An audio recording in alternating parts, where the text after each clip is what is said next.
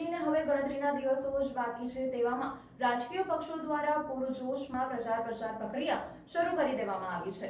ભાજપના લોકસભા સીટ પરથી ઉમેદવાર ડોક્ટર હેમાંગ જોશી પણ પૂરજોશમાં પ્રચાર કરી રહ્યા છે। તેવામાં તેમની પ્રચાર પ્રક્રિયા શહેરના વાડી વિસ્તારમાં હતી। વડોદરા શહેરના વાડી વિસ્તારમાં શનિદેવના મંદિર પાસે સિનિયર સિટીઝન મહિલાએ તેની સમસ્યા અંગે રજૂઆત કરી હતી। ડોક્ટર હેમાંગ જોશીને કહ્યું હતું કે અહીંયા કોઈ પણ કોર્પોરેટર દ્વારા નજર કરવામાં નથી આવતી, ના તો તેમની સમસ્યાઓનું નિરાકરણ કરવામાં આવે છે। અહીં છેલ્લા કેટલાય વર્ષોથી ગટરની સમસ્યા છે, પરંતુ કોર્પોરેટરોને રજૂઆત કરવા છતાં પણ તેમની સમસ્યાનું નિરાકરણ આવતું નથી।